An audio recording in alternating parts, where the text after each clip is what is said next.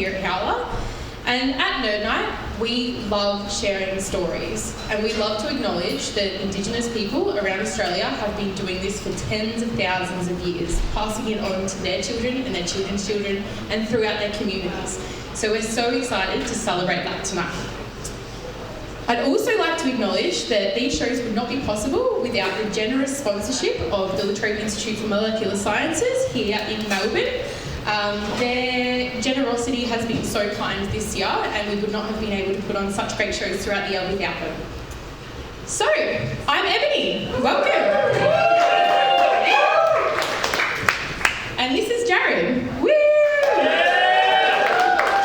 And we're your Nerd Nite bosses for tonight, and we have got something very, very, very special for you tonight. But before we introduce what we'll be doing tonight, I would just like to say we think learning is social. So please tweet, Instagram, TikTok, YouTube. I can't name as many social media platforms as probably you don't, but do whatever you like. Make sure you tag us, and make sure you tag Michael from EXTRALIVES, the live experience, because we love seeing what you guys think of our shows. So, you're all here for a special, special show, and for those who have been to lots of our shows will know our general setup, but this show is going to be a little bit different, and I think you're going to really, really enjoy it. So we're going to have a live video game concert. Yay! But first, to kick it off, we're going to have a little bit of teaser. So we've got Matt. Now, Matt is a nerd who makes nerd music for nerds. And I think this is the perfect starter for this show. So if you would join me in introducing, I just introduced him, but can you please welcome Matt onto the stage?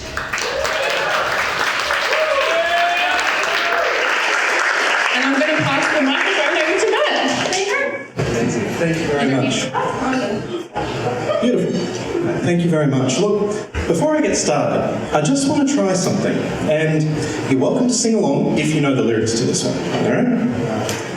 This was a triumph, I'm making a note here, huge success.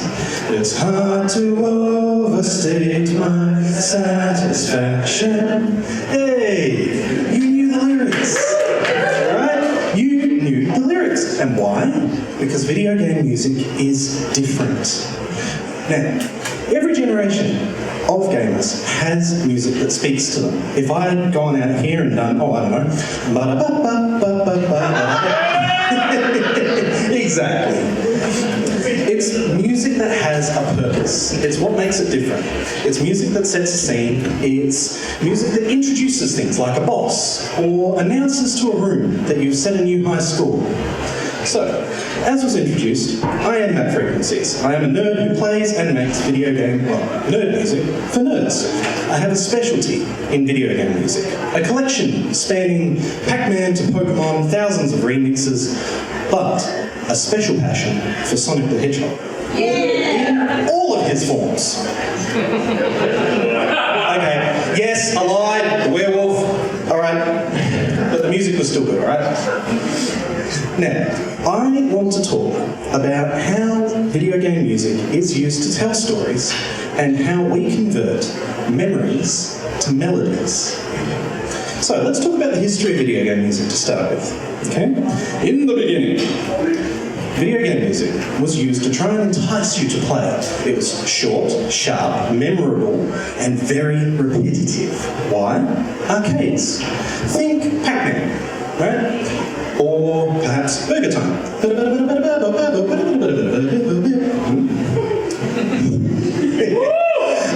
Don't forget to get your prostate checked.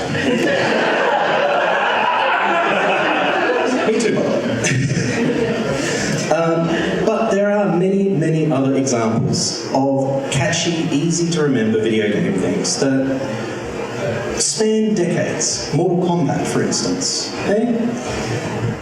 As video games started to move out of arcades and started to move into the home, we had a little bit more flexibility in how long we could run an intro for, or how long we could have a high score screen be, or how long our in-game melodies could be.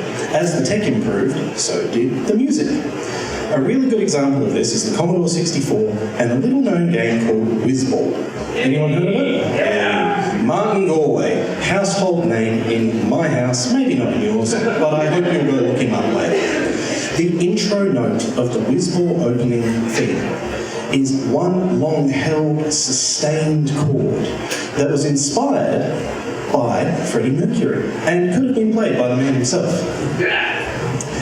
Now, as tech improved, 16-bit consoles entered the market, and suddenly we have Sega, Nintendo, and the great console wars of the 90s. Now, everybody knows that Genesis does what Nintendo don't. But the reality is that Nintendo actually had a better chip for processing things like violins.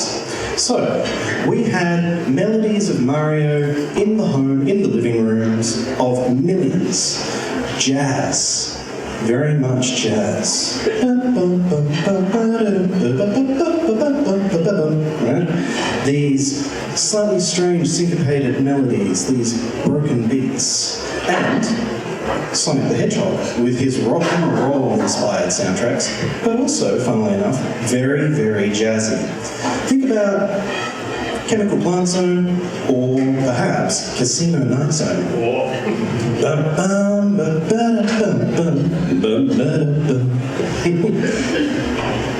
Now, why do I mention jazz so much? Because video game music in the beginning was not video game music. Video game music was just music that was composed by jazz musicians. A lot of the original Japanese video games, console music, a lot of that early computer music was jazz music that was just repurposed. And as these consoles were developed, the composers discovered that they could produce like they were writing for a band. So you had these big band sort of instrumentations going on. You had guitars, violins, a trumpet, a sax, a drum kit.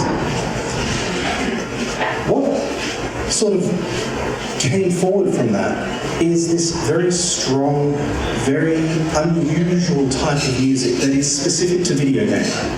When you think video game music, often you're thinking these sort of strange melodies, these violins, all that sort of stuff going on. One of my favourite tracks in recent times is from Final Fantasy 15, the Chocobo theme. Anyone know? I want to ride my Chocobo all day. Now, fast forwarding a little bit, enter the Amiga.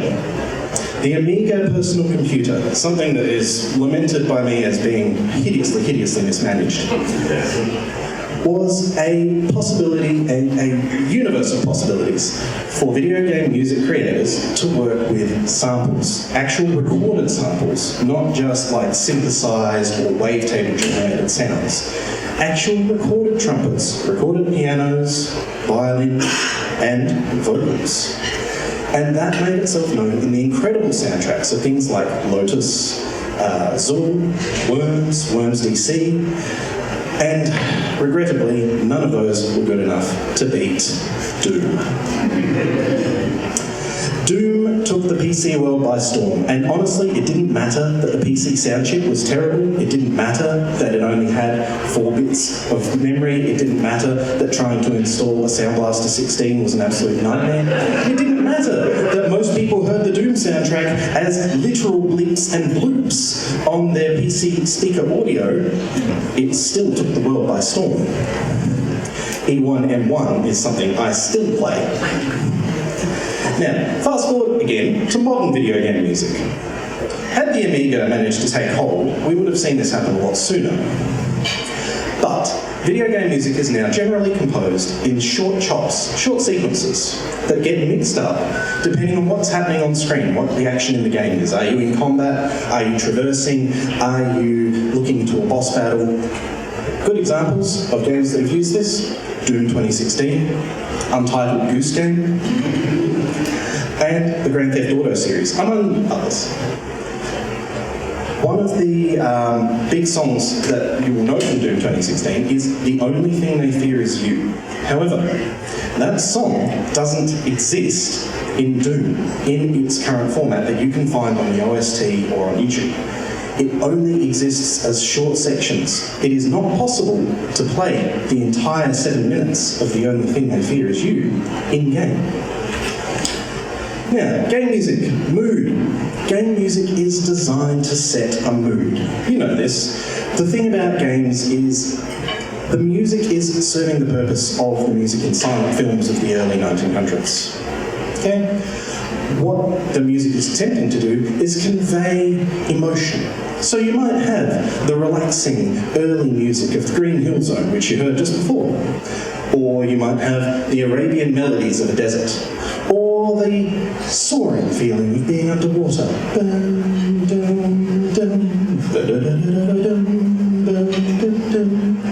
Or drowning. Sorry, did I give someone a heart attack?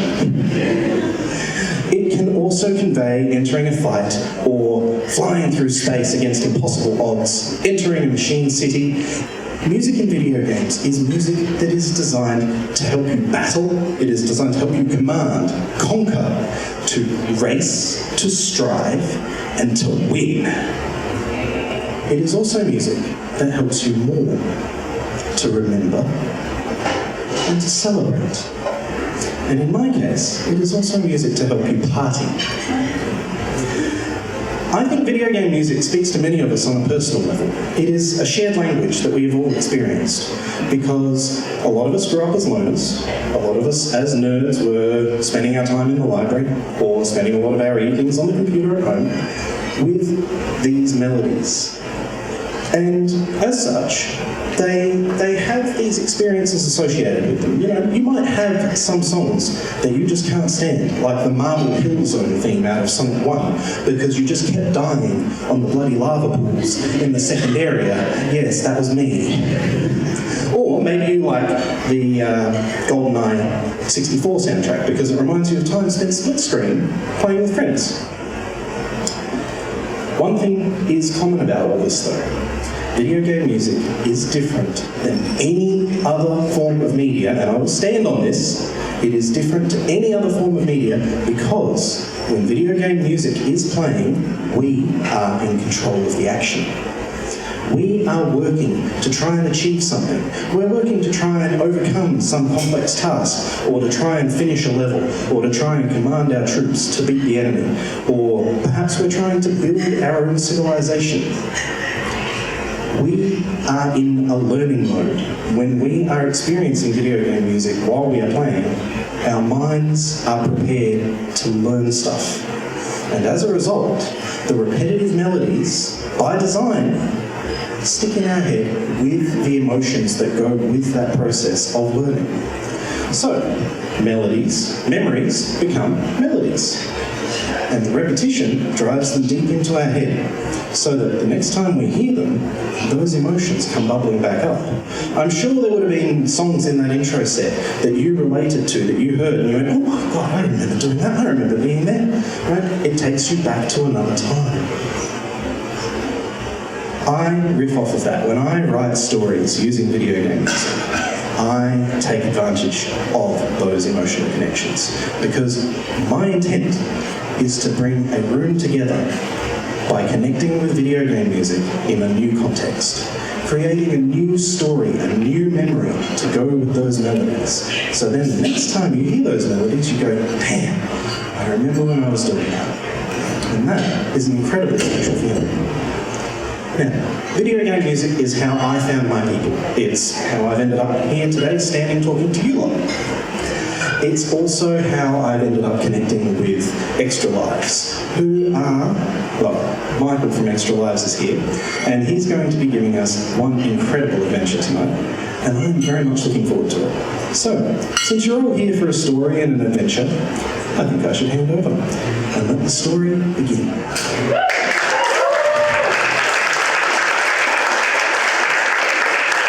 Thanks so much, Matt.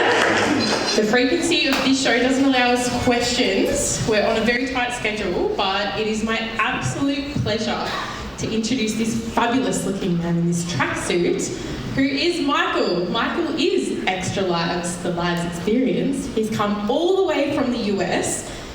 We're so excited to have him in Melbourne. It's his only show in Melbourne, and we're very, very, very hyped. And I think we should get him hyped. So how about let's do a countdown? 3, 2, 1. How about I show you a trick on how how to effectively put a game in the system. Slide it in, just make sure it's... Just a minute. This might take a while, but it will be worth it, I promise. There. Now let's play.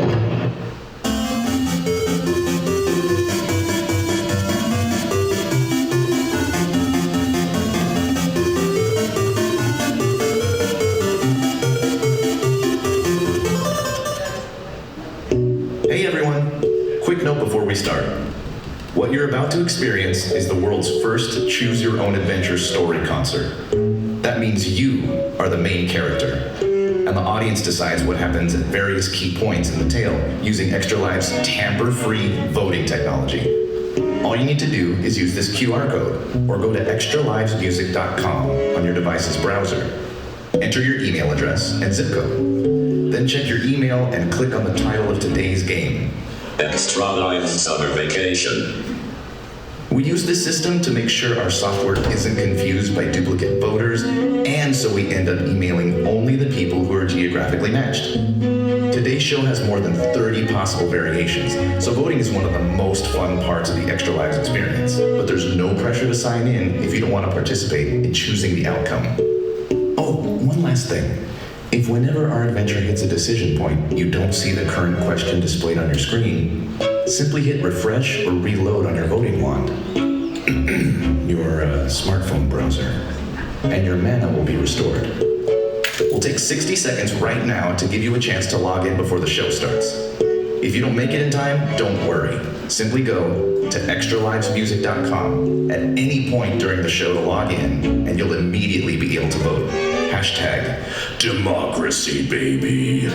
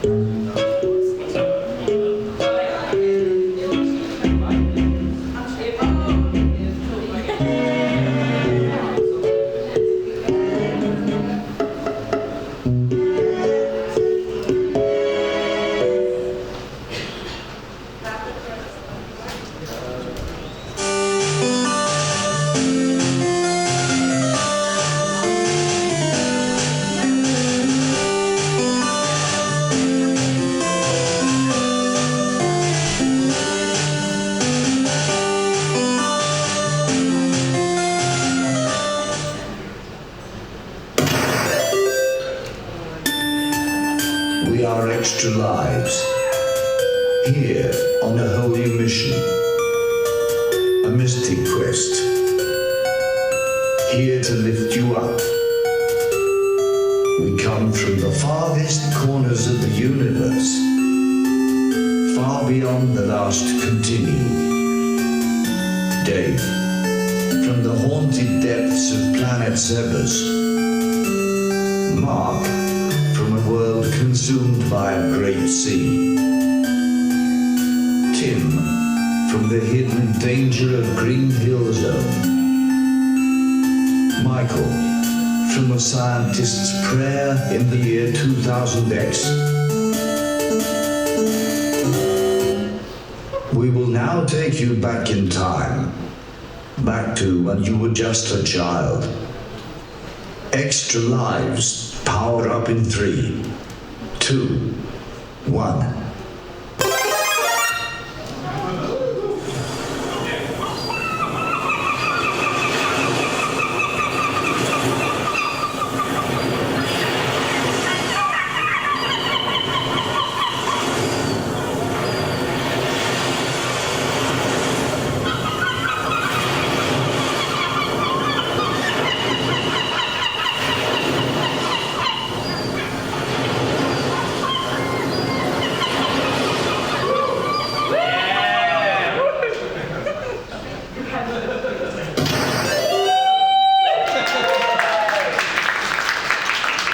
Spend the night tossing and turning, Tomorrow is your first vacation in as long as you can remember. You're so excited you can barely sleep. The hours pass as you imagine all the places you'll see and the people you'll meet. The yummy food and delicious drinks, the gorgeous weather, the scenery, the local history and culture. Eventually, just before dawn, your mind wanders onto a beachside scene. You can feel the warmth of the sun on your skin, hear the kiss of the breeze, smell the salt of the ocean. So peaceful, so serene. You finally drift off to a deep, deep slumber.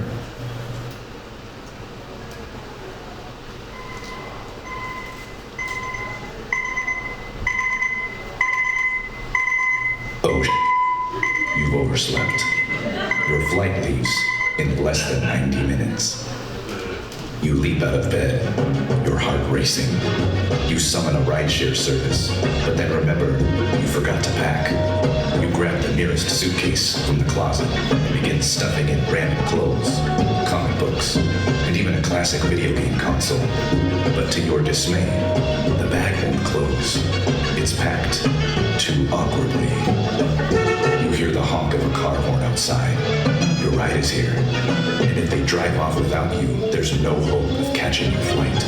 You try to text the driver, "I'll be right there," but your phone dies at the worst possible moment. Your Uber leaves in 2 minutes. You're going to have to find a way to make everything fit in your luggage and get out the door.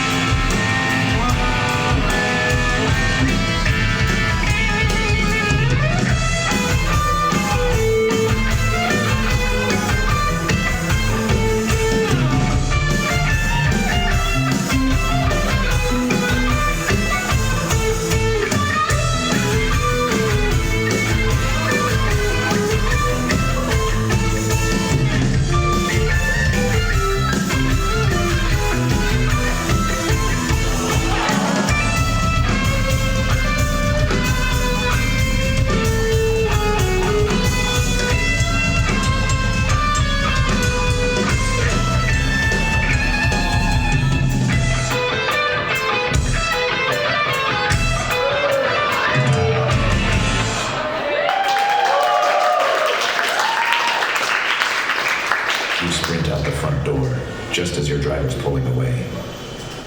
Luckily, she sees you, and you're not the kind of person someone can look away from, especially when you're covered in sweat and still in your pajamas. You toss your bulging suitcase into the back of the 97 Subaru as you take your seat. The driver turns to greet you. "The airport's an hour away. What time's your flight?" she asks. You glance at your Nintendo game watch. 64 minutes from now, you reply with a gulp. "Well then," she says as she pulls an intimidating pair of driving goggles over her eyes, "we'll just have to go fast. Buckle your seatbelt."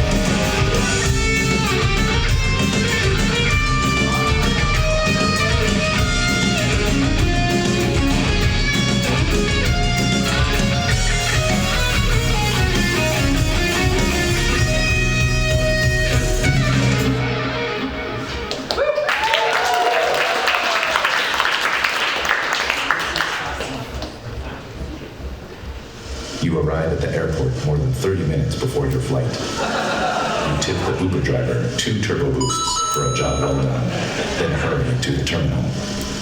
Luckily, you only have a carry-on. As you enter the security line, a TSA official approaches you. Welcome to the airport.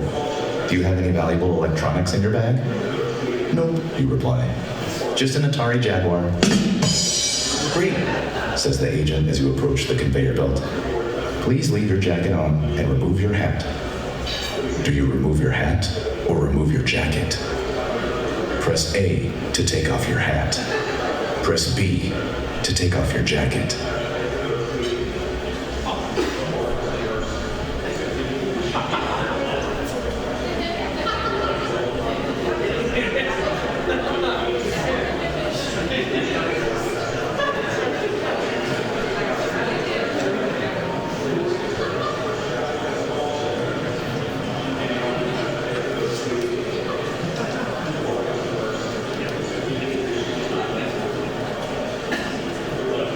You remove your hat and place it in its own inspection bin, then step forward. The TSA agent smiles at you warmly and waves you through. As you enter the metal detector, your mind wanders, and you imagine the wondrous journey your hat is about to have. 3 feet away, hidden from prying eyes, in the dark tunnel right next to you.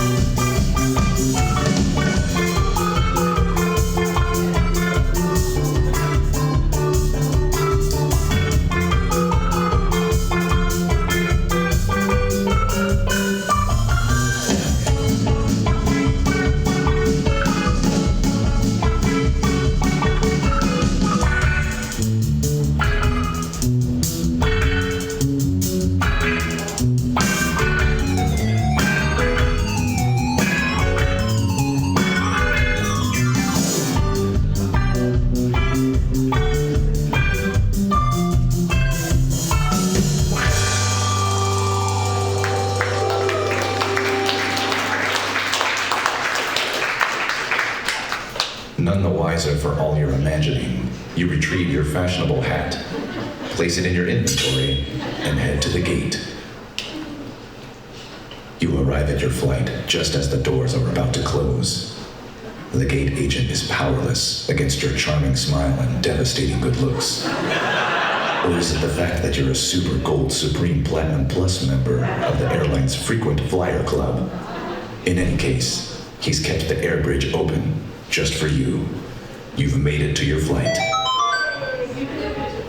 As you place your bulging carry-on bag in the overhead compartment and claim your seat, you take stock of your surroundings. The flight looks more empty than you'd expected. Every other passenger has an empty seat next to them. Fortunately for you, social creature that you are, your row is the only one full on the plane. You are in the middle seat. To your right is a coughing grandmother. To your left, a screaming unattended baby. The flight is about to take off. Press Y to curl up with a good book. Press X to flash your Super Mega Gold Platinum Preferred Supreme card to a nearby flight attendant for some complimentary cocktails. Okay, before I open up voting for this question, may I please have a microphone usher to the stage, an adult who will do what we talked about? Sit. Thanks, Ebony. Okay. This is the final night of Extra Lives' first ever tour, not only in Melbourne, not only in Australia, but literally in this entire hemisphere of planet Earth. Thank you. So, we're just a little special. I have, some of you may be able to see it, but for those of you who can't, I'm not telling you what it is. I have an item that we normally sell as merch, but we only have one left, And so someone is going to win this at the end of the night. I'm going to explain how in a second, but I just want to say this thing. Raise your hand if you were born before 2000. Sit. Thank you, Lord. Raise your hand if you were born before 1990. Got a room full of boomers here. That's true, and it's really none of my business, is it? Is this polite, Ebony? Someone still got their hand up, which I love. Raise your hand if you were born before 1980. Oh my gosh, I love you people. So, this thing is a relic from a bygone era. I might say what it is later if I'm not satisfied with what y'all do, but at various moments in this tale, you are going to have the opportunity to influence the outcome of this story. Because there are over 60 different variations in an Extra Live story, and sometimes multiple endings, including the possibility of getting a game over. So, with that in mind, for a chance to win this one-of-a-kind relic from a bygone era, is there anyone here who would like to speak on behalf of reading a book? This person was ready. Come forth. Give this human a round of applause for being brave as F. Should we get them on the stage or should we have them? Human, please give us your first name and tell the audience why they should hit the book. My first name's Michael. Michael, I like it. Yeah.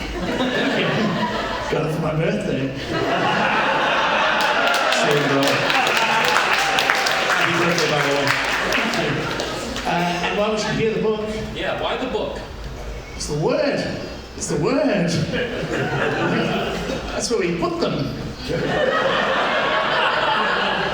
it up for Michael!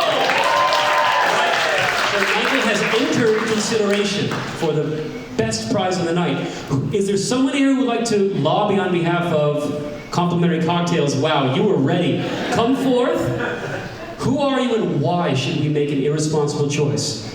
My name is Tiara. I have been literally flying ever since I was a baby. My first ever flight was at 40 days old. So I speak as an expert in flying internationally for almost all my 40 years of my life. You smashed a card. You earned that card. You do not get that kind of Supreme Plus Gold Extra Platinum status on a whim. You have shown your commitment to flying, to the art of aircraft. So not only do you deserve the complimentary cocktail, you can get free shit. One time I got moved to a seat because there was water dripping on my head, and I was like, look, as long as the plane doesn't fall apart, I'm fine. Singapore Airlines felt bad for me. They moved me to a non-dripping seat and gave me free headphones. So, you know, it's not just the cocktails. You earned that right. Thank you, Mike and Kiara. Voting is now open.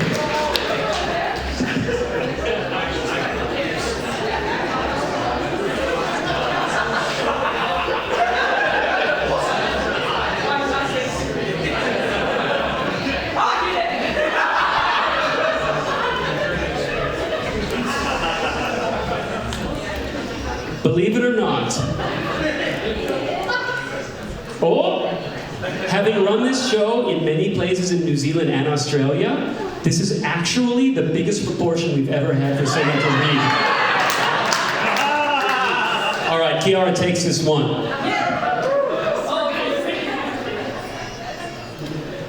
We proceed to get rip-roaring drunk on this time.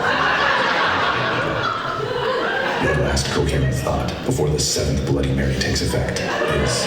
Maybe this wasn't such a good idea. As the flight takes off, you stare out the window and begin to hallucinate. You're in for a very bumpy ride.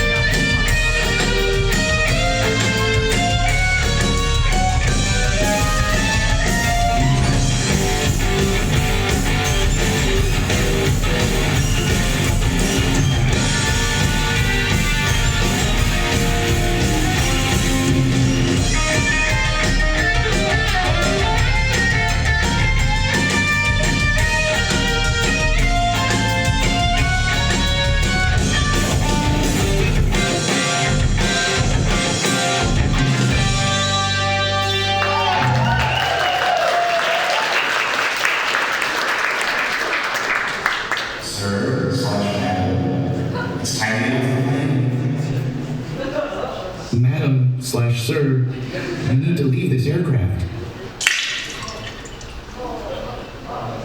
You stumble out of your drunken fever dream to find a flight attendant holding an empty glass.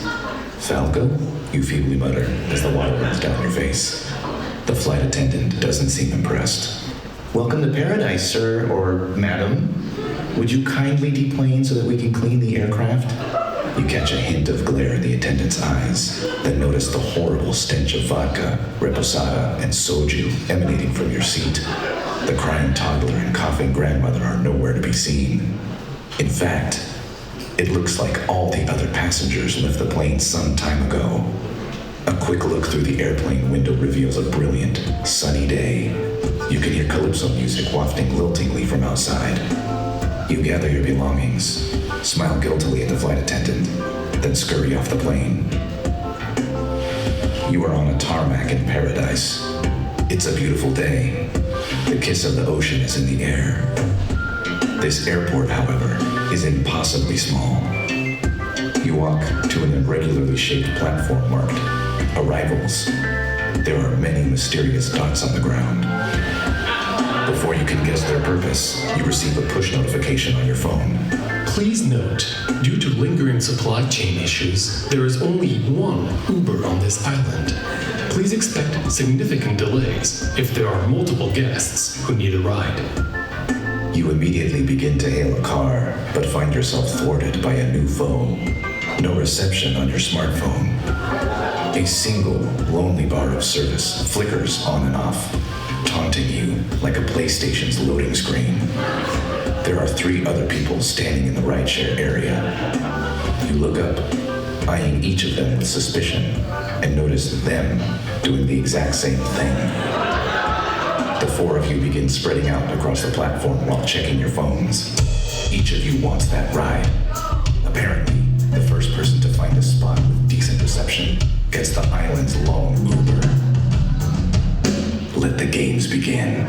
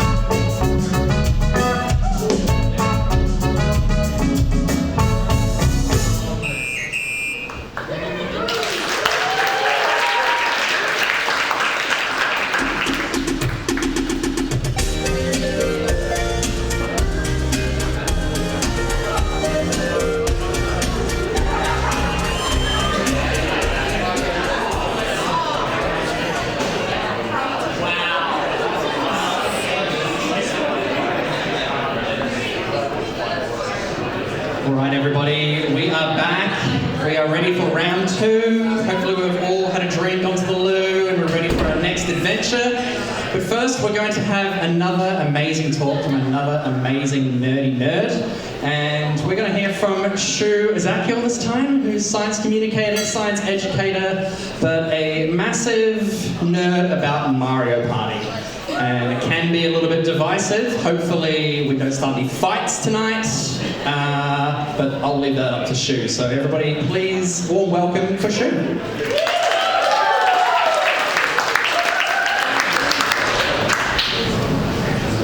Thank you, Jared. Yeah, look, this could be a little controversial. I also chose one of the most controversial fonts as well. I thought if I was going down this path, I should just commit to the bit. So, yeah, we're going to explore whether or not Mario Party sucks. And ultimately, you know, I am just one science communicator who thinks this, and I believe in rigor, I believe in evidence, I believe in fairness, which is something Mario Party does not. And so, you know, I'm going to try to convince you. We'll see how I go. But yeah, I'm here to change your minds. So, for those who don't know what a science communicator is, I take science and I translate it into plain language so everyone can understand. Today, I am not doing anything with science, and I'm just talking about why Mario Party sucks, and hopefully turning it into a message that, again, you can all understand. So, is this because I've never played, well, no, sorry, I've played Mario Party, but is it because I've never won a game before in my 33 years of life? No, it's not. This is an opinion held by a lot of people online. This is straight from the Mario Party subreddit, where people are discussing which of these games ruins friendships the fastest. So, you know, it's not just me. There's a lot of content out there which backs me up as well. So I feel vindicated in that way. Out of curiosity, though, who here has played Mario Party? Hands up. Okay. Out of curiosity, who hasn't? Okay, a few people. Out of the people who have, who likes Mario Party? Hands up. Okay, look, that's not everybody. For those who have not played Mario Party, it's kind of like a Nintendo party board game that is obviously digital. People move around a board, they roll a dice to see how far they'll move, and along the way they find, you know, challenges, items. The main meat of the game, though, is competing in mini games. Now, your aim in Mario Party is to collect the most stars. The person with the most stars wins the game, or at least should win the game. But we'll get to that. Now, there is an element of luck involved. And along the way, there are things that can happen, like I alluded to. There's a way to completely swap the amount of stars you have with other players. At the end, you can get stars for participation, which is, you know, the best way to look at it. Or the worst way is you could say that you're rewarded for doing poorly, which doesn't seem right to me. But there are some parallels between Mario Party and gambling. Now, I do want to say gambling, when it comes to the pokies, when it comes to betting, much sneakier, much more evil, if you will, than the how it's being used here. But a few ways is intermittent reinforcement, so you're not rewarded constantly. Sometimes you miss out on the reward, even though you succeed. And this is, you know, how we train like dogs as well. And we're very susceptible to this. The gambler's fallacy, which is, if I haven't won, I'm owed a win, and I will win eventually, which obviously is not true because every roll or, you know, every spin of the wheel is ultimately independent. And then loss aversion. Losing does not feel good. It sucks. And so we want to keep going to get a win, to kind of like wipe the slate clean, to feel like we're not a loser, I guess, ultimately. Now, there is a new version of Mario Party that came out last month, and to be honest, I haven't played it, but people do say it is quite fun in the same way that they say the other games are fun in a really sadistic way. Now, one thing they have introduced is these pro rules, and this more or less eliminates any chance, kind of, or it simplifies it at least. If you land on these lucky spaces or these unlucky spaces, you know exactly what's going to happen. If you land on a Bowser space, again, you know what's going to happen.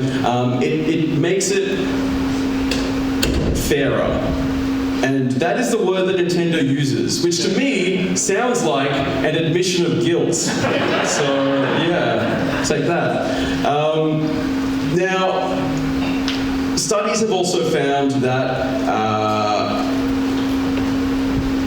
games with gambling elements in them can lead to us being more susceptible to gambling down the track, especially for a young person, which also doesn't feel particularly good. Regarding these pro rules, I actually then went to see if there was a pro league, an esports league around Mario Party. It turns out there is not, which, you know, maybe is something some of you can start, but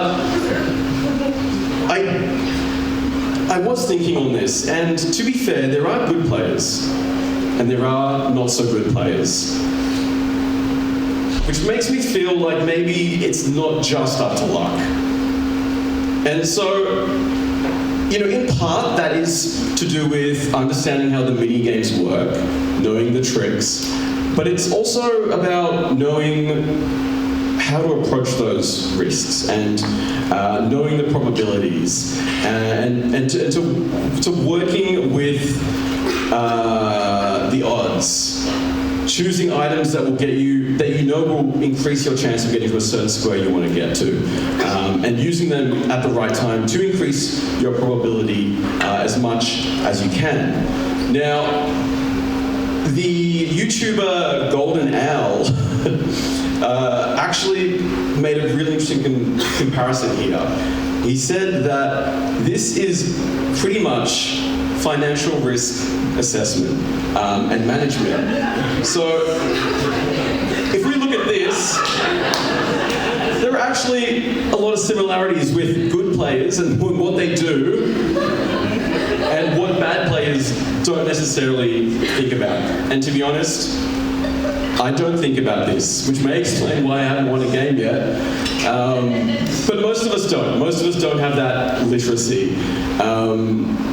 You know who does have that literacy though? Finance pros. Which I think is another mark against Mario Party in my opinion. I also think it's a double whammy because Mario Party lulls new players into thinking they have a chance, that the dice could roll in their favor, when in fact it's quite unlikely. Moving on to Mario Party's current criminal record. This is regards to the very first Mario Party game. Now, in the very first Mario Party game, there was a mini-game, a few mini-games that required you to rotate the joystick as fast as you could. What parents were finding was that kids would use their palms to spin the Joy-Con around as fast as possible. And this was resulting in what was called Nintendo hand. Or the gamer stigmata, which I quite like. Now, Nintendo was taken to court and they I guess were found liable to some degree. They had to pay for the legal fees, and they also offered anyone who could prove that they had a copy these gamer gloves to reduce the risk of damage, I guess. I personally don't think you should need a glove to play Mario Party, but maybe that's just me. Now, with the the Mario Party that came from 2021, they actually reintroduced one of these mini games, which again doesn't seem right to me. They did, however, include a warning to avoid irritation to your skin and/or damage to the control stick. Do not rotate it with the palm of your hand. Who the fuck is going to listen to that? In fact, there is a bunch of evidence that suggests playing competitive or action-oriented video games means that you don't feel pain as much, you're dull to it, you're also distracted, so you don't even feel it even more. You take more risks, and a lot of people, especially politicians, like to say violent video games cause violence. It's more competitive video games cause some emotions. Finally, Nintendo did also get into some trouble for the Joy-Cons, so the little sticks that you spin around, drifting and not working as well as they should. This has been going on for about 5 years, and they've recently just gotten out of a few of those. Again, Nintendo has a long history with legal cases, hence why here today the people are taking Mario Party down. But onto consumerism, which I think is also something we should consider, something we should think about. Mario, the IP, the intellectual property, is 8th highest in terms of revenue. That's $36.143 billion made by the guy in the red hat. And that's not necessarily bad. It is an absolutely insane amount of money.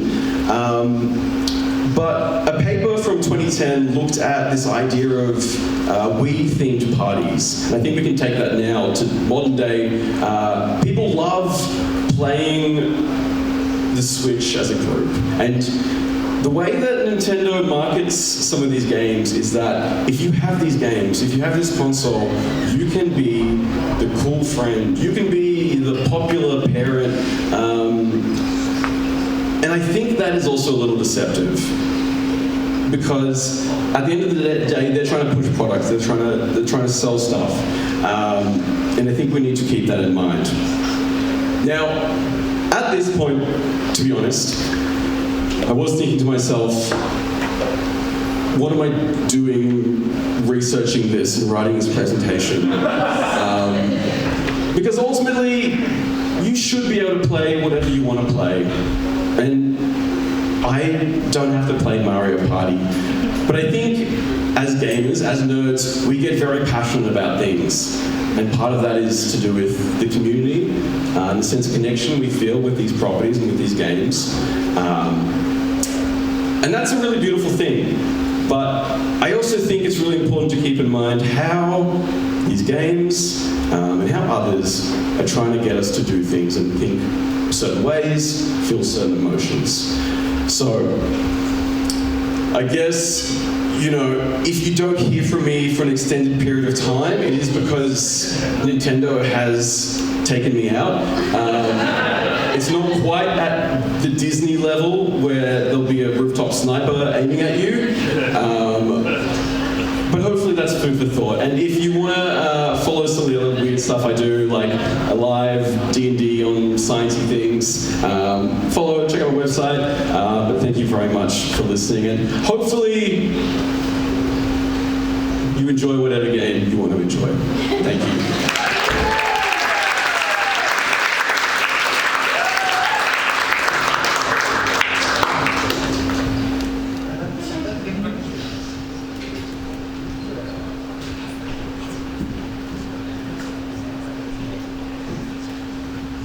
One more time for Shu!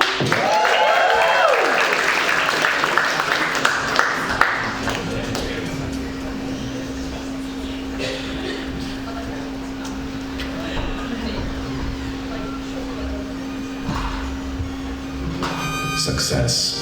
You let out a triumphant "It's me!" as a second bar of cell phone service flickers to life. You're apparently standing in the magic spot. The Uber is yours. All you need to do now is pick a destination. It's 2 p.m., too early to check into your hotel. You can either go for a dip at one of the island's luxurious beaches, or you can check out the Museum of Natural History for some local information. Which will it be? Press L1 to study, R1 to swim. Who here will speak on behalf of swimming? You, come forth. Another brave soul. Oh, I think the mic is coming to you. Here's the mic. Give us your first name and why we should go for a swim. Hi, my name is Jonty, and I will tell you exactly why we should be going for a swim. Now, as we know, this tropical resort, this beautiful island in the sun, it's gorgeous. You see the beach, you want to have a bit of a dip. Who doesn't? It's nice. Now, we are treating ourselves to the finest holiday you can imagine. Why not go for a dip? Why study? So, that's why I reckon we should go to the beach. It's probably going to be nice. Why not? Why not? Give it up for Jonty, y'all! Do we have a counterpoint? You look not that confident. Wait, is that Michael? Is there someone who has it? You in the back. Give it up for this human and tell us why we should hit a museum. Michael, I love you, but diversity of viewpoints, very important. I'm Daniel. My thought is this. You could go and have a swim and ultimately you're in some water, which is pretty similar to getting in some water when you go for a swim in another beach. Oh, that sounds a bit different. Oh, the sun's in a different angle. Okay, great. Meantime, there's a museum which will have all the cool local stuff and you can go see it there.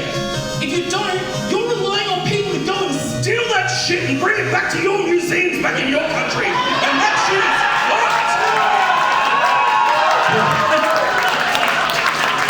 Right. Thank you, Daniel. Let's vote.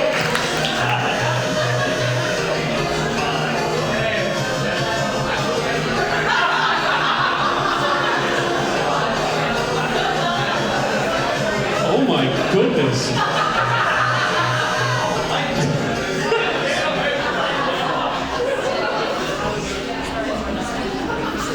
R.I.P. Jonty.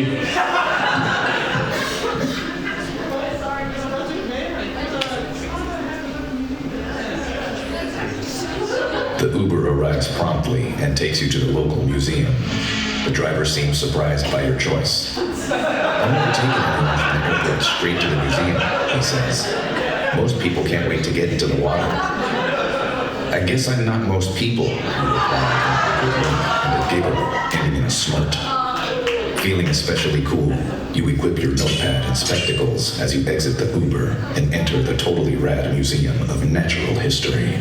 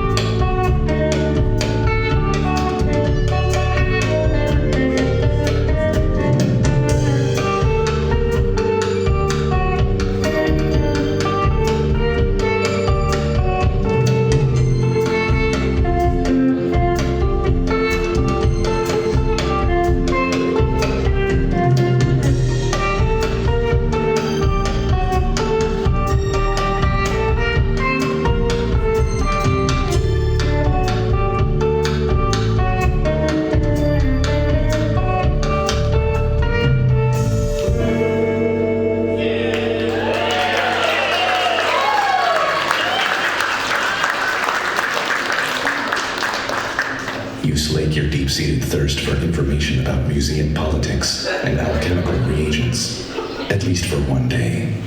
But gosh diddly darn if you don't love yourself a good museum. As you walk in the direction of your hotel, you pass some docks with a scenic view of the ocean. And as with every dock in a tourist area, there's a chintzy-looking telescope you can look through for 25 cents.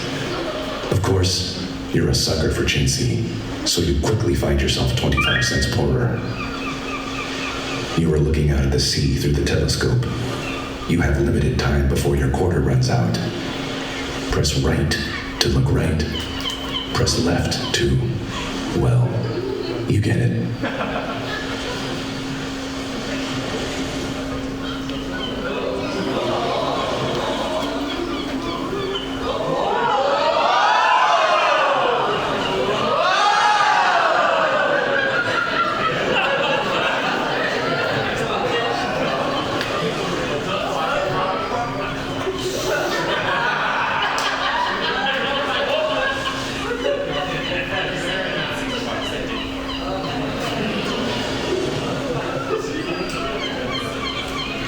To your right, way in the distance, you can barely make out what looks like an idyllic castle far in England on another continent.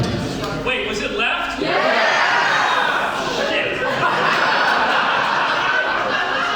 Sorry, I stole the election.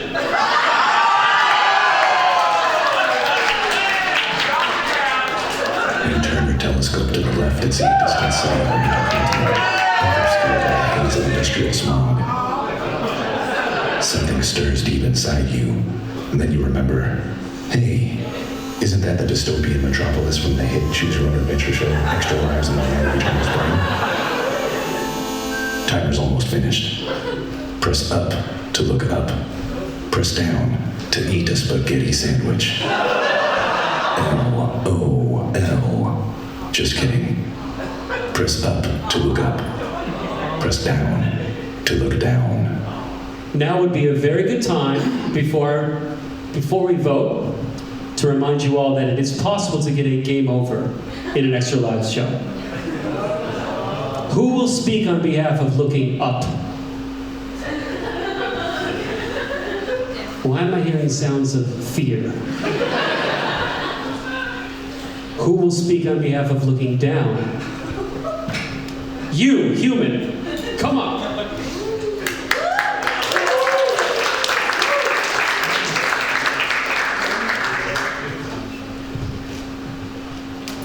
Who goes there? Trevor? Trevor! Hello. I reckon you should be looking down, because what's better than looking down than looking at your shoes? I see one, like, I don't know, I like looking at my shoes. So, yeah, yay, looking down. For those who can't see, Trevor does have some pretty dope shoes on. Now, one more opportunity for you to participate. Oh yes, you! Come up and tell us why we should look up.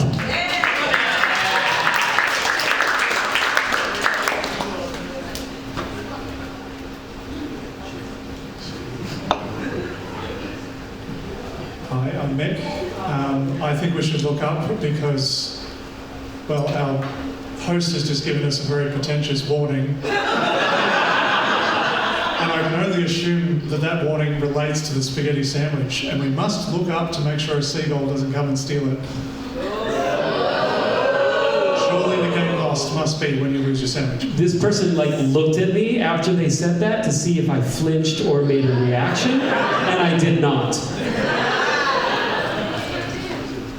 Also, not every choice is necessarily a life or death one in this case. Right, let's vote.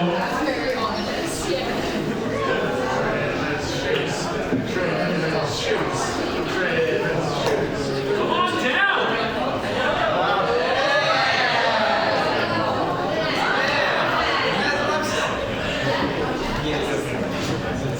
Down your shirt.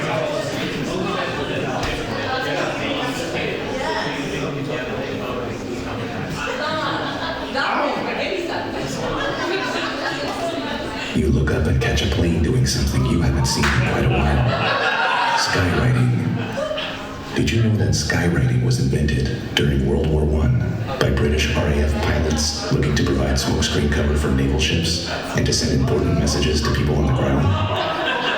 Boy, we've really come a long way, haven't we? Rats, time's up.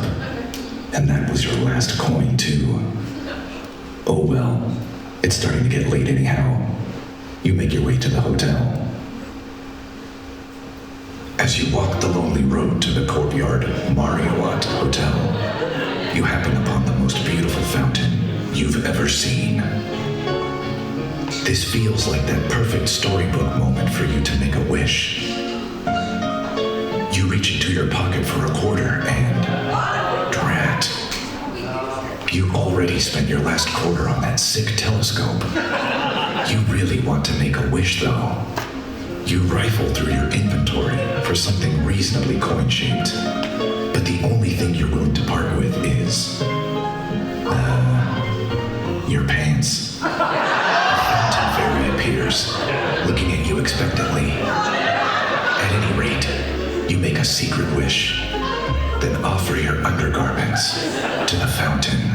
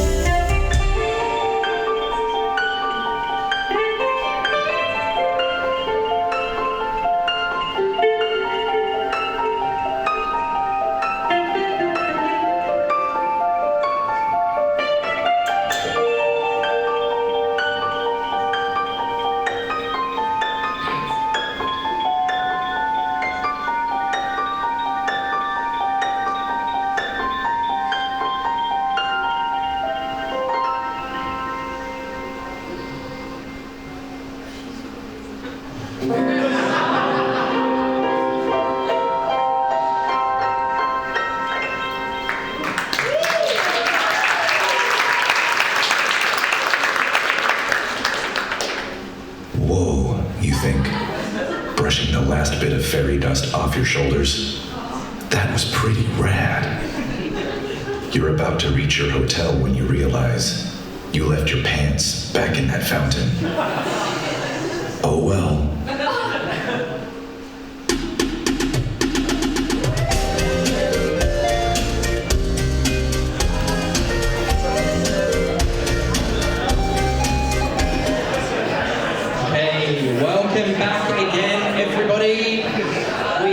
Some time left in the night. We've got our final speaker, and then we will have our final adventure from Michael as well. But before I introduce that final speaker, is there a Lachlan R in the audience? Anybody called Lachlan? Nobody called Lachlan? Okay. Well then, let's ignore that. Lachlan's not here. Other side of the bar. Other side of the bar? Yeah. Well, okay. Well... Sounds like an other side of the bar problem.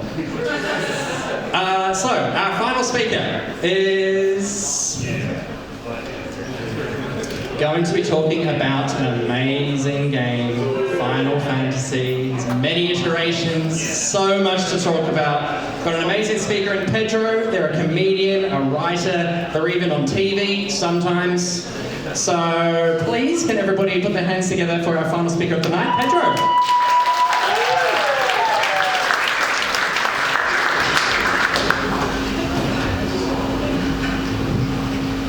much like you, I'm also going to have a lot of fun juggling 3 electronic devices at once. That's my slide, I made that. Hi friends. I'm Pedro and I'm here to talk about specifically one Final Fantasy, but let's start with a bit of a recap. Thank you. Thank you. I wrote this for people who've never heard of Final Fantasy. Thank you so much. When I was 22 years old, I was diagnosed with ADHD.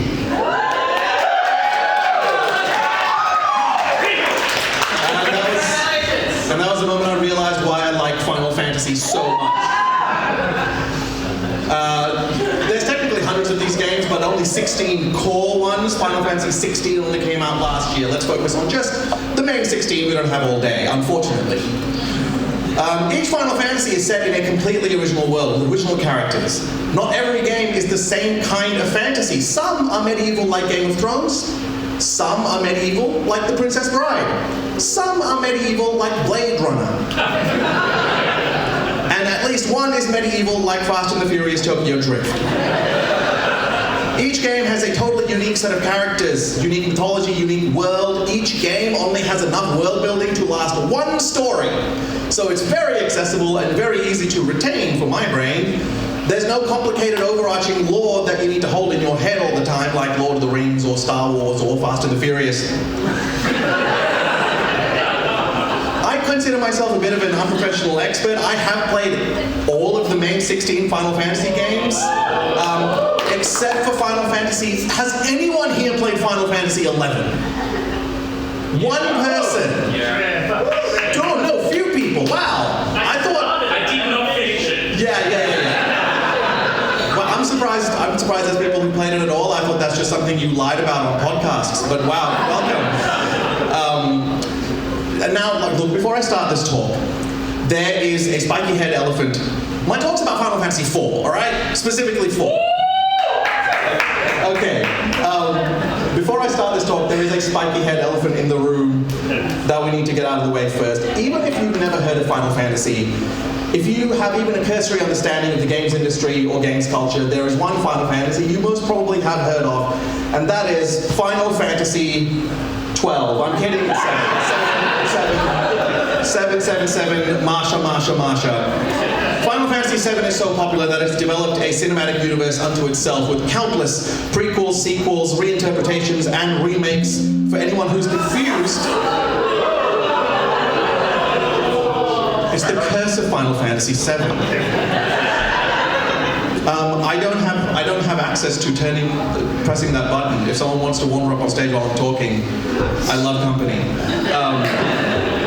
Final Fantasy VII is so popular, thank you so much, that it has developed a cinematic universe unto itself with countless prequels, sequels, reinterpretations, and remakes.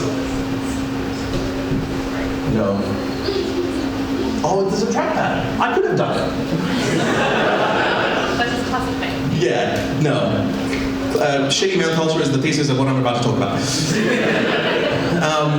Yeah, Final Fantasy VII has a cinematic universe unto itself. It's very confusing, but I made a handy diagram to explain it.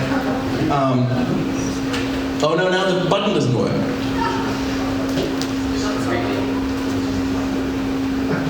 Yeah, there we go. What this glut of 7 nonsense? Can you tell 7 isn't my favorite game? Play Final Fantasy 12. Anyway. What this Final Fantasy VII propaganda masks is that there were actually 6 Final Fantasies before 7. And really, let's quickly talk about the first 4 Final Fantasies. They all follow a loose arc. Not in story, but in creative priorities. Each game succeeded in something small, which led to Final Fantasy IV being as groundbreaking as it was. Let's do a very quick fire. Great, Final Fantasy I was a blatant ripoff of Dungeons & Dragons, a Dragon Quest, and anything with the word dragon in it. It's an extremely bog-standard fantasy story, but it ended with a kick-ass plot twist that changed the context of the story. Something to carry on. Final Fantasy II, the first Final Fantasy to focus on an ongoing story about war orphans fighting a megalomaniacal emperor who looks a bit like David Bowie from Labyrinth. But it's basically unplayable because of a broken leveling system where you can only win by bashing yourself in the head with a shield in each hand. Final Fantasy III, let's not tell a sad story anymore. Let's tell a moral fable about little primary school kids going on a quest to kill a teenage wizard who wants to destroy the world because he's mad at his dad. Which is also the plot of Final Fantasy IX, which brings us to Final Fantasy IV. That wasn't me waiting for applause, that was me waiting to see if the slide worked. Thank you. Final Fantasy IV. Let's not do what Final Fantasy III did. Let's go back to telling a long epic tale. A tale about love, pain, guilt, redemption, and robots from the moon. This presentation is, I'm going to give a quick rundown of Final Fantasy IV story, extremely streamlined. If you are a fan of Final Fantasy IV, I might offend you tonight because of how quickly I consider certain plot points not important to the overall narrative. Sorry. Let's begin with our protagonist, Cecil. Cecil is a Dark Knight who commands the Air Force of the Kingdom of Baron. Final Fantasy IV does a cool thing where each character's abilities in gameplay matches their personality in the story. Cecil is a Dark Knight, which means he sacrifices his own health to hurt his enemies, which parallels his constant self-flagellating. At the start of the story, Cecil feels really bad about murdering innocent people because his king tells him to, but he keeps doing it because his king tells him to. He is currently on 1 guilt point. All his friends are worried about him, including his girlfriend, Rosa. Rosa tries to convince Cecil that he's being manipulated by the king, but Cecil would rather wallow in his guilt because it's more fun than admitting the truth. Can you tell she's the healer? She loves taking care of people. After Cecil tries to ask the king why so many innocents need to be slaughtered, the king demotes Cecil and sends him on a quest to take this artifact called the Bomb Ring, I wonder what that does, to a faraway village. And accompanying him on this quest is Cecil and Rosa's childhood best friend, Kane. I thought Kane was a cool character before I did research for this presentation. Kane is a textbook incel. His whole character motivation... Talking about the way this game processes guilt, Kane's whole thing is he refuses to feel guilt for the horrible thing he is doing, which is that he's mad at Rosa for not wanting to date him and dating Cecil instead. He is every friend zone meme on 16chan come to life. In gameplay, Kane's main move is that he does such a massive long jump with his spear that he goes missing for several turns, indicating how emotionally distant he is with his friends. So anyway, the king sends Cecil and Kane to deliver this ring to the village of Mist. A friendly dragon appears to try to stop them from coming to the village. They kill the dragon. And then once they arrive at the town, what happens with the bomb ring? Oh no, it explodes. The whole town is destroyed. Everyone is killed. Guilt points 2. And everyone is killed except for a little girl named Rydia. Turns out this is a village of summoners, people who have the power to summon divine beasts called summons or eidolons, depending if you're playing the Game Boy version or the DS version. And now Rydia is the last one left. Plus, the dragon they just killed was her mum's dragon, so even if they didn't blow up the town, they still would have killed her mum. Great job, guys. Cecil is now on 3 guilt points. Kane, for some reason, is still on 0 guilt points, even though he was also there. Rydia sees these men coming, and out of panic, she summons panic and rage and pain. She summons an eidolon herself to cause a landslide to separate Cecil and Kane, leaving Cecil alone and stranded with a little girl whose life he just ruined. Meanwhile, Rosa finds out that the king is a servant of our main villain, Golbez. I wish I was an adult in the 90s, because they just went, what if we copy Darth Vader and put him in our video game? And that's what they did. Golbez is medieval Darth Vader. Me saying that, does that spoil twists about Golbez at the end of the game? Yeah, that's the point. Anyway, Cecil and Rydia travel together. Rydia is the little girl. She doesn't fully trust him or forgive him yet, but she slowly starts to open up to him. And Cecil slowly starts to love her like a daughter until she gets eaten by a giant snake. Guilt points 4.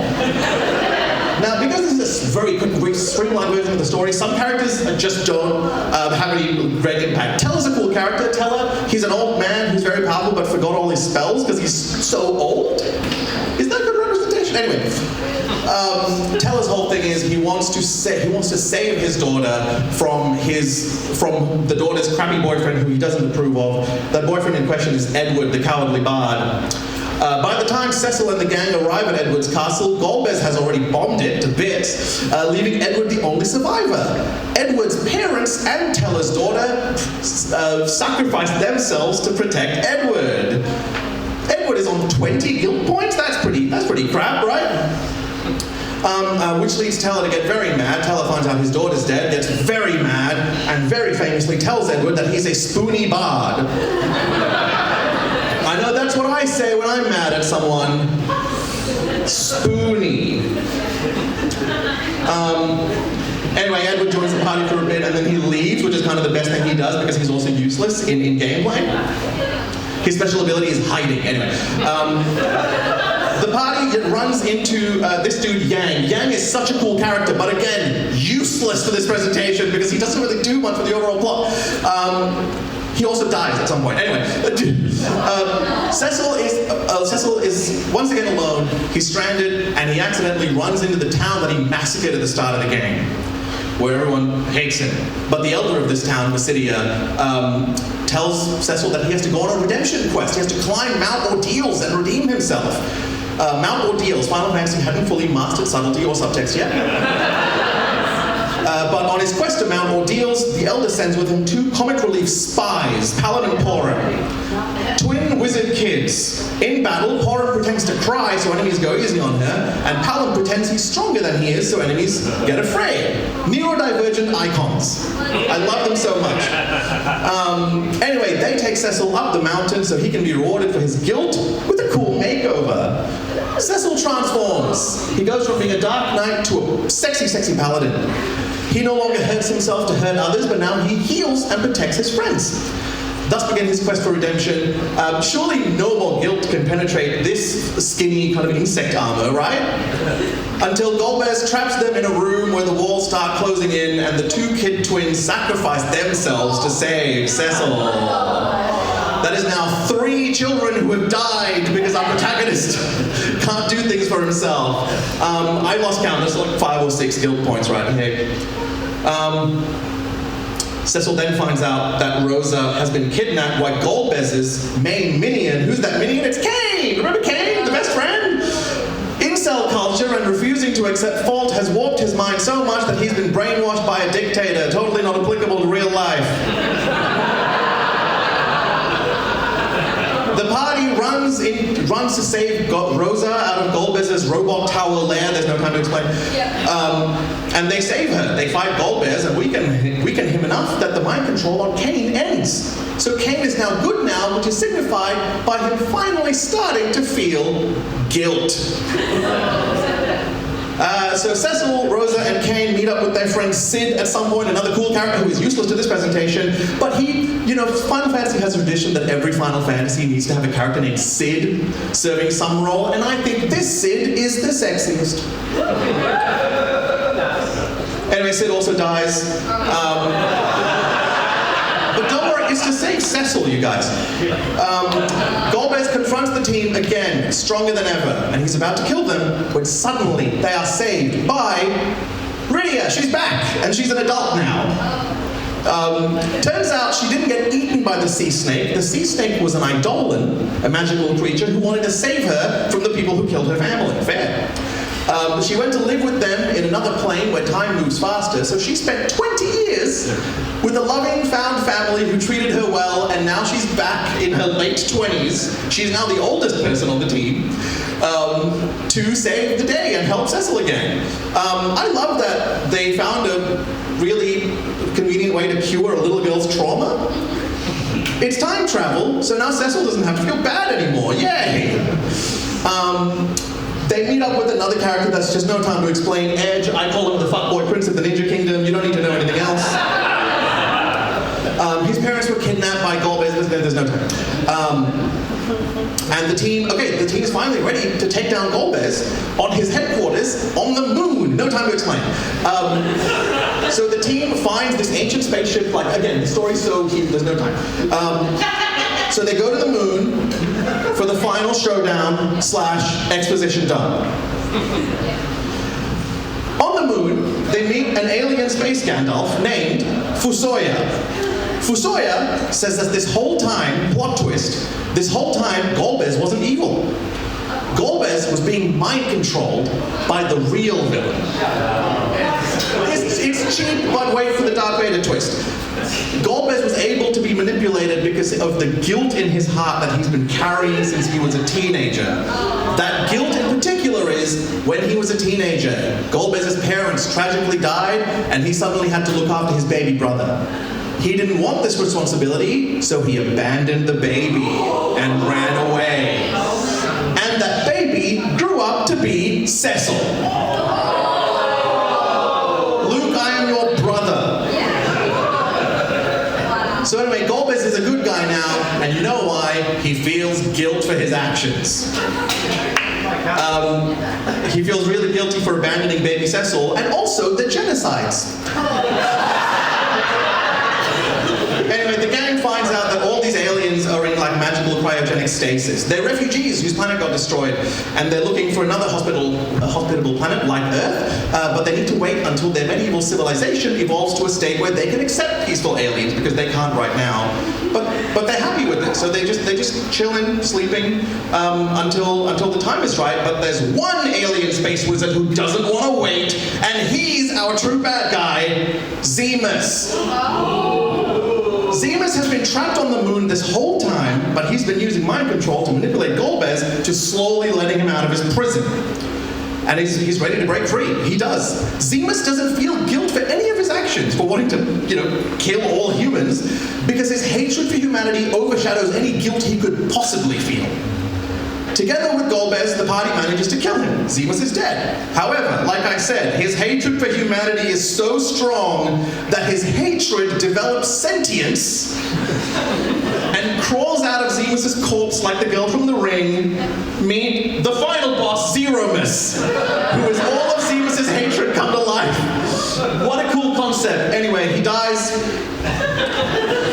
The party saves the world. Golbez decides to repent by freezing himself with the rest of the space wizards. That'll fix it. And Cecil doesn't say sorry. She doesn't forgive him, but Cecil does say, "Good night, brother." And at the end of the story, we're at Cecil and Rosa's wedding/coronation as the new king and queen. And Cecil is sad that Cain isn't there, because Cain has decided to go to Mount Ordeals himself to start his redemption quest. Boo! I hate him. Anyway, that's the end of the story. In conclusion, which is where my script ends. Thanks, Improv Brain. I did this. I'm not going to go through this. But I do think it's interesting that Cecil is considered the protagonist because he feels guilty about so many things, and just one by one, all those guilty things get over it. Yeah. Which makes him... meanwhile, Edward is on -30 guilt. He's on positive guilt because he realizes he's shit and leaves. And I think all this, I think the conclusion is that Final Fantasy IV is a game that explores guilt. Mostly, you shouldn't run away from it, or else Space Gandalf might possess you. You should process your guilt. You should talk to people about it so that it doesn't fester in your heart. And most importantly, the most important lesson is, fellas, please don't be mad at someone for not wanting to date you. Talk to a friend, please. Thank you so much.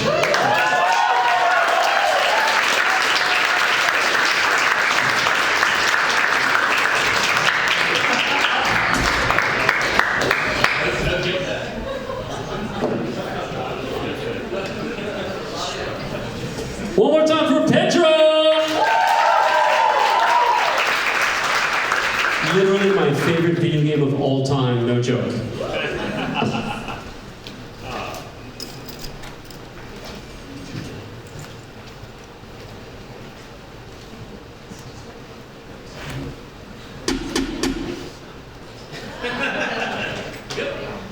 The sun has set by the time you reach your hotel room. It's already been quite a day. A big part of you would love to experience some local nightlife. This island has one of the top club scenes in the world, after all. Maybe tonight's the night to mingle with some locals. You know, get jiggy with it. On the other hand, part of you wants to just chill right here in the room with some essential oils and a warm bath. You know, a spa date for one. Both options sound mighty appealing. You have trouble making up your mind. Press R2 to hit the club. Press L2 to hit the tub. we have reached the final story branch of tonight's show. And I think before we do what y'all know I'm going to do, I think we should reveal tonight's prize. Make some noise if you've heard of one of these. On 3, say what this is. 3, 2, 1. Highest density. Someone said something weird. Highest density of people who know what this is that I've had in an Extra Lives show. So this is a legit floppy disk. Somebody's data is on this. We do not know whose. We do not know what. Some of these disks are corrupted. Some of them might be somebody's spreadsheets, somebody's financial documents, their vacation photos from 1997. It could even be pornography. And someone is going to win this tonight. Just think, megabytes and megabytes of Sailor Moon pornography. It could be on here. So, with that being the case, who will speak on behalf of hitting the club? You and Matt. Oh, it's Matt. Come up here, Matt. Give us your first name, which we all know because he gave a sick talk. Give it up for Matt's talk, y'all. Matt, why should we hit the club? Oh, I think you know exactly why, Michael. Could be something to do with I run a show that uses video game music to make a rave story. So if you go to the club, you could experience an entire another storyline with rave video game music. And what is your show called in case people want to check it out sometime? Oh, well, thank you. They should go to thebookofdivergence.com.au. It is called The Book of Divergence. Yes, neurodivergence. Yes. I take on 3 characters that are autistic, ADHD, and, oh yeah, that's right, autistic rage. Go to the club. I promise it's worthwhile. Give it up for Matt, y'all! All right. We will now have our final parliamentarian. Who here will speak on behalf of hygiene, of cleanliness, of the good time that is a bath? Literally no one. Thank you, thank Lord, for there being a person who stands for hygiene. Yeah, literally, who stands for hygiene? One person. What's your first name? My name's Michelle. Michelle. And it's not about hygiene, it's about self-care. It is about knowing when to take a break. You have been out, you have seen things, you have done things, you're bloody tired, and your feet hurt, and people kind of suck. Just stay at home, chill out for a hot minute, and you can do things tomorrow. Michelle has a point, y'all. All right, let's vote.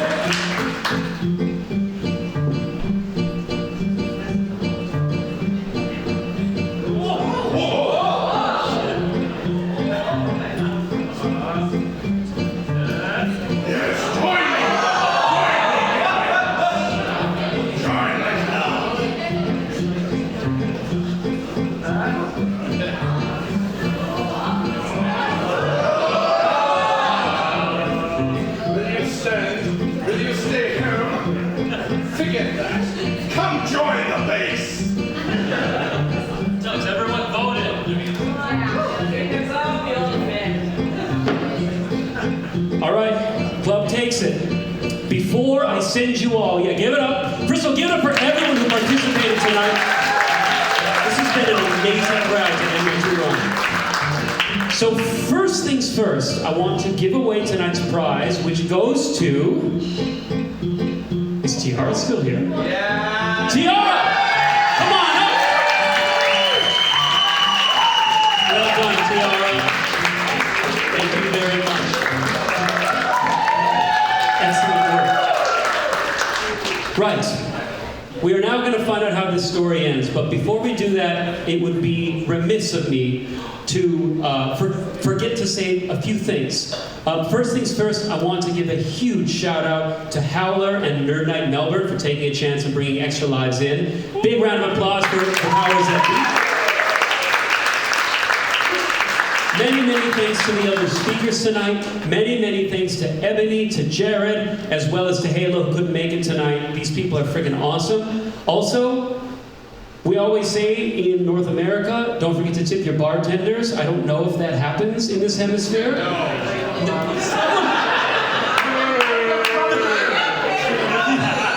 The utter scorn with which someone over here was. No. Okay, you don't have to tip. But that being said, if you are considering tipping with your hearts, make sure to tip Tessa in the back. A thankless job controlling sound and lights and all those things. And all the people behind the scenes who made tonight so dope. So, thank you all so much, and let's see what happens next.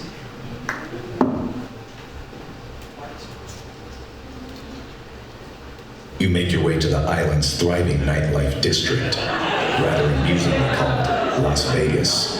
In the dark thoroughfare behind one of the casinos, you see a line forming for the island's hottest casino. A neon blue sign adorns the entrance with one word: Flash. Then your gaze turns to the queue itself. You immediately notice how cool, stylish, and unbelievably attractive the people waiting for admission. If all those people have to wait in line, you think, what chance do I have of getting in at all? But then you remember your secret weapon.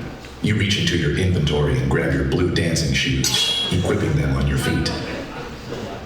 Within seconds, you hear a chorus of gasps, and the line begins to part. Even the intimidating bouncer seems impressed. He ushers you into the nightclub without delay. Have fun.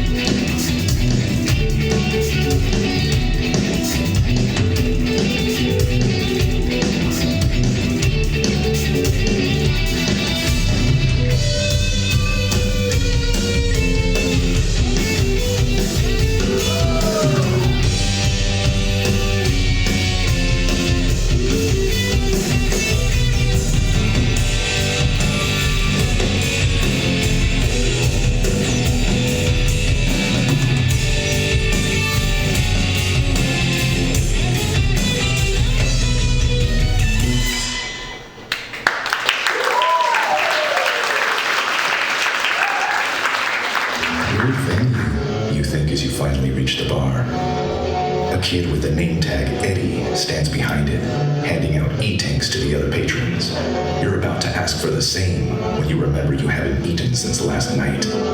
Suddenly famished, you ask the bartender if they're serving dinner. Eddie nods, hands you a whip, and points to a nearby wall. Confused, you walk over and see other hungry-looking customers striking the wall with weapons of their own. Oh well, you think. When in Rome, I guess. You whack the wall repeatedly with the whip until a large tile falls off, revealing a fully cooked herb-roasted chicken with hoisin sauce and a light olive oil drizzle. Yum. You're just beginning to devour the chicken when you feel a tap on your shoulder. You turn to see a creepy-looking dude with a hula hoop and shifty eyes. Wanna dance? The hula punk inquires. No thanks, you say politely. I'm eating. Insulted and enraged, the creeper engages you in combat.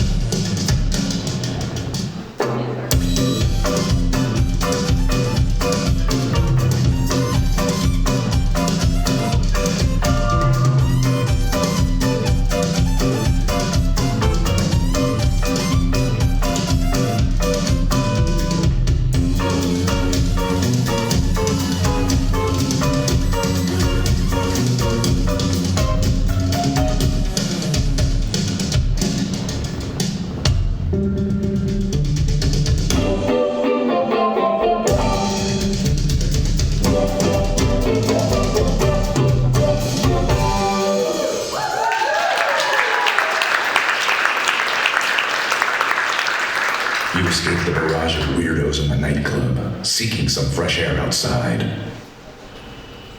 As you walk along the busy nighttime street, you notice a large establishment in the center of the strip called the Golden Nugget, advertising itself as a Nin-Nin Hall.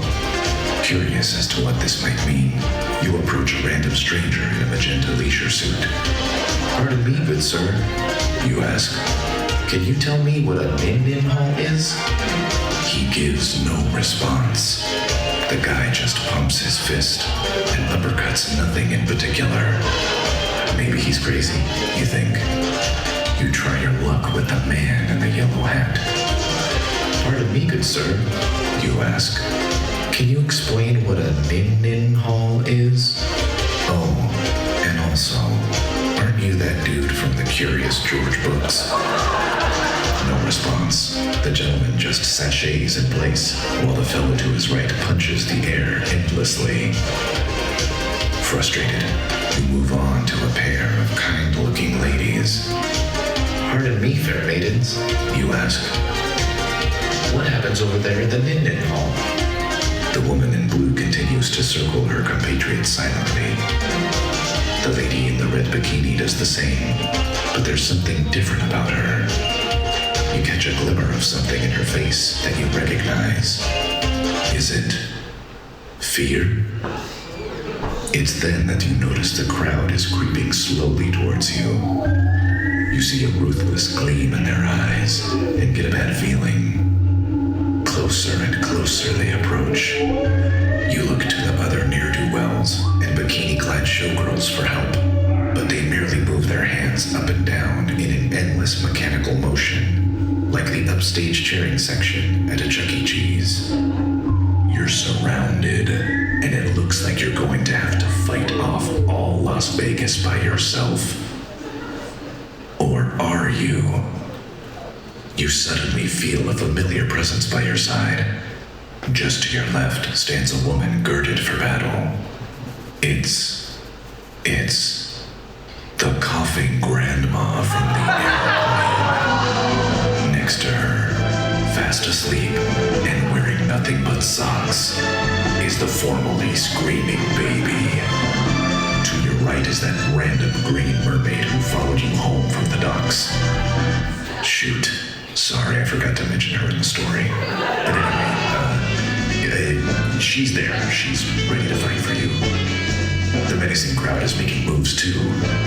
They begin pumping their respective limbs faster and faster. Faster and faster. Until all of them coalesce into a giant, fearsome beast.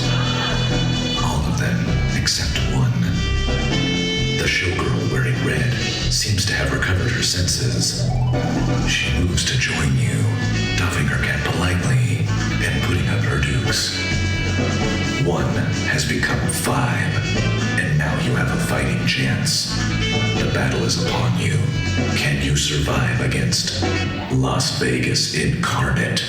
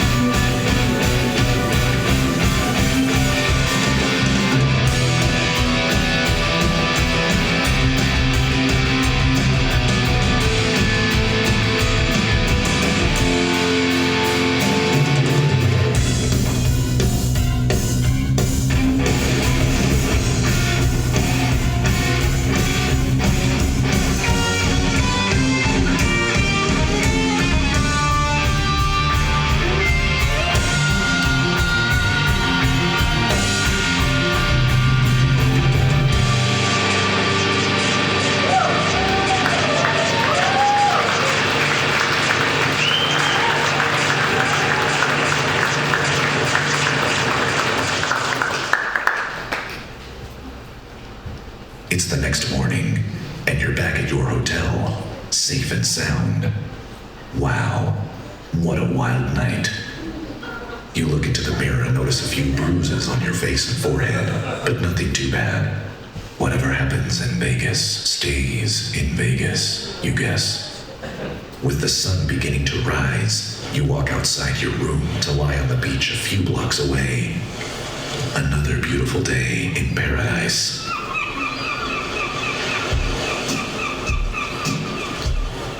You stare at the horizon.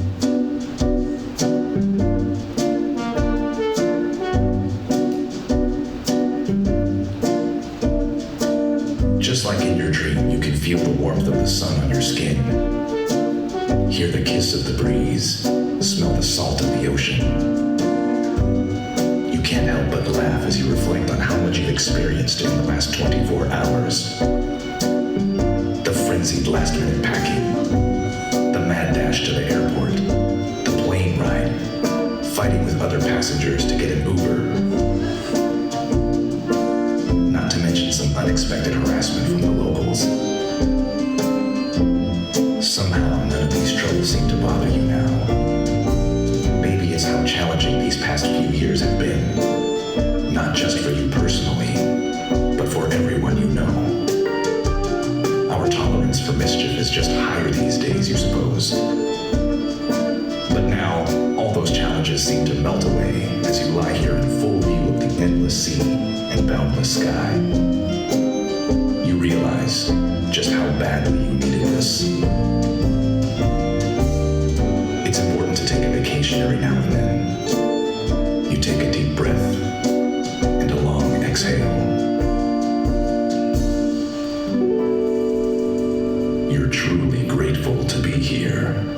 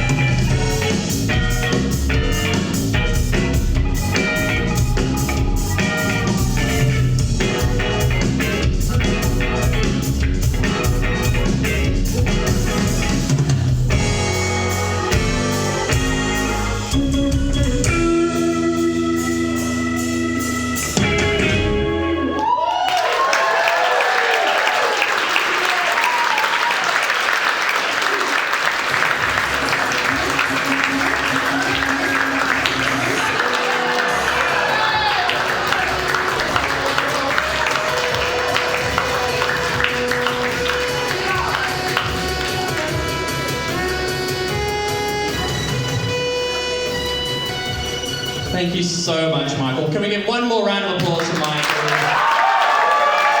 Amazing. Big smiles for the selfie. Amazing. Well, thank you, Michael. Thank you, everybody, for coming tonight. And also, like Michael said, this is the last Extra Lives of the tour of the year. So we feel very lucky to have seen the last one. And thankfully, this is not the last Nerd Night of the year. There is still one more Nerd Night left this year. And it is actually our 60th show. So it will be a special, amazing, super cool, all the superlatives. It'll be an awesome show. So if you'd like to check out our ticket sales for that show, it'll be in a couple of weeks' time. We would love to see you there. We've got some awesome, awesome speakers there as well. Fellow nerds, of course. So I guess to wrap up tonight, the adventure's over. Our speakers have finished. I just want to remind everybody that everybody here that's taken part is 100% volunteer powered. We're all volunteers here. We're doing what we love. We put in nerdy stuff first, showing that it's cool, showing that we can all be nerds together and have a great time. And I'd like to thank my fellow boss, Ebony, of course, over here. And Halo, who is our third boss, but unfortunately couldn't make it tonight. And Michael's already done the amazing job of thanking everybody. We'll thank them all again. Xavier, David, Phil, and Tess for helping us out with our sound, our videos, our photos. Thank you to Howard for hosting us. Thank you to Glenn for having fun with this amazing program that we have. And of course, all of our three speakers. So come on out.